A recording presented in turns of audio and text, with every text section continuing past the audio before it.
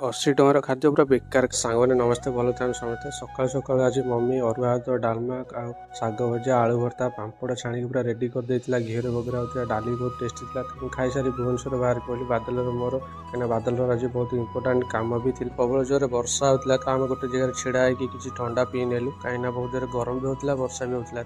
ତ ବର୍ଷା ଛାଡ଼ିଲା ପରେ ଆମେ ବାହାରି ପଡ଼ିଲୁ ଅଫିସ୍। ତାର ଯେଉଁଠି ଇଣ୍ଟରଭ୍ୟୁ ଥିଲା, କାହିଁକିନା ସେ ନୂଆ ନୂଆ ଜବ୍ କରିଛି ସେଠି, ଆଉ ଗୋଟେ ୱେୟାରହାଉସ୍ରେ ନୂଆ ଜବ୍ କରିବ, ପୋଷ୍ଟିଂ ପାଇବ। ତ ଆମେ ଇଣ୍ଟରଭ୍ୟୁ ସାରିଲା ପରେ ବହୁତ ଜୋରରେ ବର୍ଷା ହେଉଥିଲା, ଭୋକ ବି କଲାଣି। ସେତେବେଳକୁ ସମୟ 2ଟା ବାଜିଥିଲା। ବର୍ଷାରେ ଓଦା ହେଇକି ଗୋଟେ ହୋଟେଲରେ ବସିଲୁ ଖାଇବା ପାଇଁ। ତ ସେଠାରେ ଖାଇବା ତ ମଗେଇଦେଲୁ, କିନ୍ତୁ ଖାଇବାଟା ଏତେ ଖରାପ ଥିଲା ଯାହାକି ପାଟିରେ ନେଇ ହେବନି। ଏତେ ଖରାପ ଖାଇବା ଥିଲା ଯେ ଆମେ ବିଶ୍ୱାସ କରିପାରିବୁନି। ତ ଟିକେ ନାକୁ ଖାଇସାରି ଆମେ ଘରକୁ ପଳେଇ ଆସିଲୁ। ବହୁତ ଖରାପ, କାହିଁକିନା 70-80 ଟଙ୍କା ମିଲ୍ ଦେଇକି ଖାଇଲୁ, କିନ୍ତୁ ଆଜି ଏତେ ବେଳା ଖରାପ ଯେ ଖାଇବା ପାଇଁ ବି ବହୁତ ଅସୁବିଧା ହେଲା। ତ ଦୋସା ବି ବହୁତ ଖରାପ ଥିଲା। ତ ଖାଇଲୁ, କିଛି ମନକୁ ଶାନ୍ତି କଲା ଟାଇପ୍ର ବି ଖାଇପାରିଲୁନି। ତ ମେଡ଼ିସିନ ନେଇକି ଆସିକି ମୁଁ ଘରକୁ ପଳେଇ ଆଇଲି।